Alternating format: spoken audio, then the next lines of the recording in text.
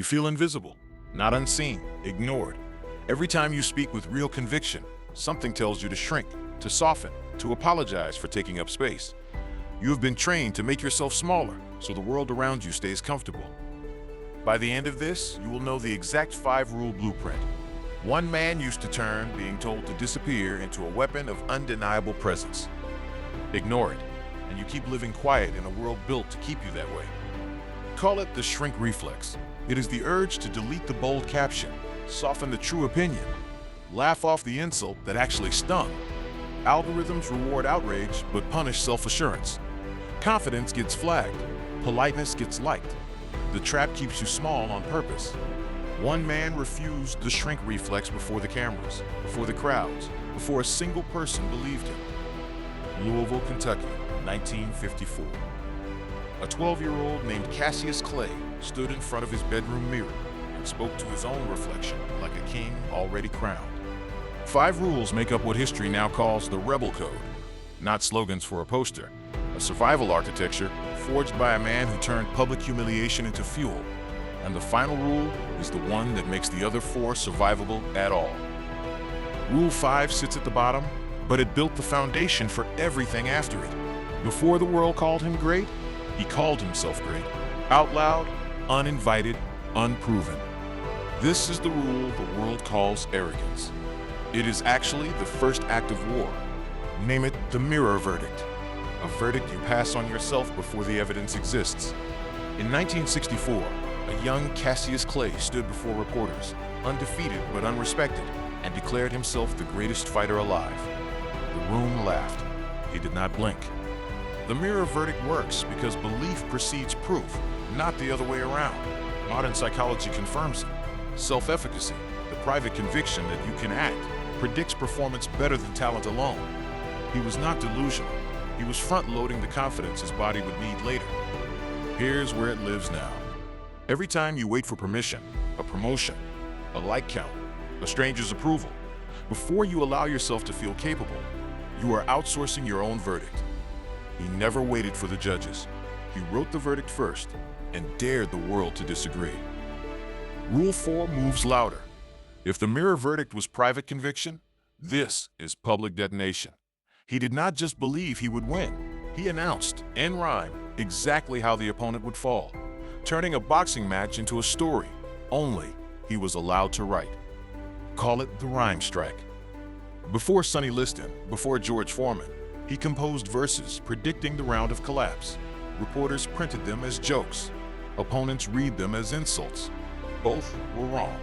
They were psychological ammunition, fired before a single punch landed. A poem is disarming precisely because it sounds like play. He would grin, rhyme, dance for the cameras, while quietly detonating an opponent's composure days before the bell. Rhythm bypassed the ego's defenses. You cannot get angry at a joke the way you get angry at a threat. The rhyme strike still works in boardrooms and comment sections. The person who reframes an attack with humor instead of defense wins the room every time. Humor disarms judgment. If someone insults your work with a smirk and a punchline instead of a plea, they already control the narrative. If you have ever watched someone talk their way into a room that should have rejected them, you watched the rhyme strike in action. It is not deception. It is confidence performed so precisely that the audience forgets to check if it is deserved. If the Rebel Code is already reframing how you see confidence, this is the moment to lock it in. Subscribe now, because the rule waiting 2 spots ahead cost this man his title, his money, and nearly his freedom. And it is the one that separates swagger from theater. Rule 3 demands more than words. It demands a public prediction with real consequences if it fails. Miami, 1964. Sonny Liston, feared as unbeatable, faced a challenger the press had already buried. Cassius Clay predicted the exact round Liston would fall on live television before a single bell rang. Call it the round prophecy, not a guess dressed as bravado. A specific falsifiable claim staked publicly, with his name and his body as collateral. Liston's camp mocked him. Vegas odds had him as a heavy underdog. Prophecy made failure humiliating and success legendary. There was no comfortable middle outcome left. In round 7, battered and half blind from a substance in his eyes, he refused to quit when his own corner begged him to stop. He survived on will alone until his vision cleared, then dismantled Liston exactly as promised. The prophecy became history, live, unscripted, undeniable. The round prophecy is dangerous precisely because it removes your exit.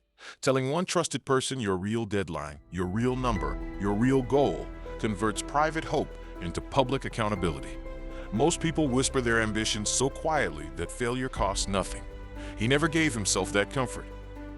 Think about the last goal you kept secret in case it embarrassed you. That silence was safety. It was also the reason it never happened.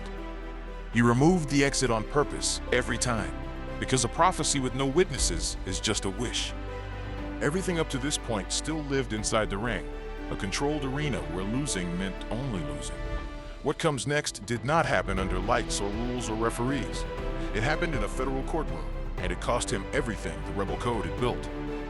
1966. Newly crowned as the most feared heavyweight on earth, he received his draft notice for Vietnam. The nation expected compliance. Instead, standing before reporters, he said the words that would end his career before the government ever touched his gloves. He refused induction, citing religious conviction and a war he did not believe was his to fight. Within hours, boxing commissions across the country stripped his title. His passport was revoked. He could not fight, could not travel, could not earn. The greatest fighter alive was suddenly unemployable. Call this Rule 2 the costly stand. Not a stand that costs nothing and proves nothing. A stand you make knowing it will cost you the exact thing you spent your life building. He did not lose his title in the ring. He surrendered it at a podium, on purpose. For 3 years, he could not box. 3 years, the physical prime of any athlete's career. Gone. Friends distanced themselves. Sponsors vanished. He was convicted of draft evasion, sentenced to prison, and only avoided serving time through a Supreme Court appeal that took years to resolve. This is the part the Rebel Code never advertises. Every rule before this one was glamorous, quotable, safe to admire from a distance. The costly stand is not safe. It asks whether your conviction survives. Contact with actual loss, not hypothetical loss, not internet loss, real loss. Here is where the costly stand lives in your life right now. The opinion you would state at a dinner party but never in a work meeting. The boundary you would set with a stranger but never with your own family. Real conviction is measured by what you are willing to forfeit, not what you are willing to post. He was offered a way back, quiet cooperation, a public apology, a return to comfort and money. He refused every offer. Exiled from his sport, he spoke at colleges instead, defending his position to hostile crowds who called him a coward to his face. By the time the Supreme Court overturned his conviction in 1971, he had lost 3 prime fighting years. No rematch could ever return to him. He came back slower, older, more hittable. The costly stand does not promise you get your old life back. It promises you keep your name. Before the final 2 rules, stop watching history for a moment and look at your own. This is not a recap. This is an audit, and only you will see the results. Where in your life are you still running the shrink reflex, deleting the honest sentence before anyone reads it? Where have you been waiting for a mirror verdict from someone else instead of writing your own? When did you last make a round prophecy with real witnesses attached to it? And here is the hardest question. Is there a costly stand you have been avoiding? Not because you disagree with it, but because you already know exactly what it would take from you? Sit with that answer. Do not explain it away yet. Rule 1 required something none of the other 4 did. Not confidence, not wit, not conviction. It required him to absorb pain on purpose, by choice, while the entire world assumed he was already finished. 1974, Kinshasa, Zaire. 32 years old, past his physical prime, facing George Foreman, a younger destroyer who had never been past 6 rounds. Every expert predicted a slaughter. He walked in already 3 years behind on the very skill that used to define him, speed. Call it the rope wall. In round 2, he did something no strategist expected. He leaned back against the ropes and let Foreman hit him over and over.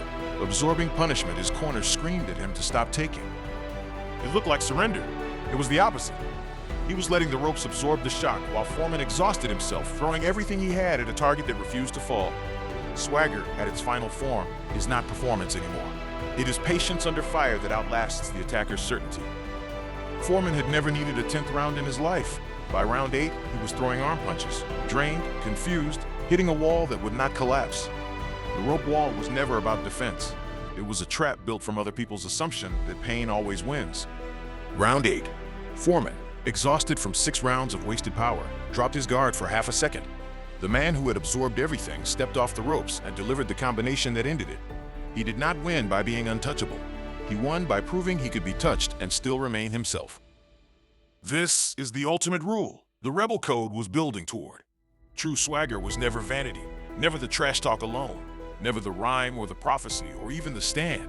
It is the willingness to absorb real cost, real pain, real loss, in defense of a reality you defined for yourself before anyone else agreed to it. 5 rules, in reverse, so they lock into place. 5. The mirror verdict, believing before the proof exists. 4. The rhyme strike, disarming judgment with performed confidence. 3. The round prophecy, removing your own exit through public stakes. 2. The costly stand, conviction measured in what it actually costs you. Before the final tool, one gut check remains, and this one is not about history. Look at the screen now, below the description. A challenge is waiting there, built from every rule you just learned, and it asks a simple question. When your own version of the ropes arrives, do you know if you would still be standing in round 8? Pause here and lock your answer in before the lesson closes. Here is the tool you leave with. Next time the world hands you a reason to shrink, ask 3 questions in order. What is my mirror verdict, stated before anyone confirms it? What is the costly stand I keep avoiding? And what am I willing to absorb without changing to protect it? Answer honestly, and you are not admiring the Rebel Code from a distance anymore. You are building your own.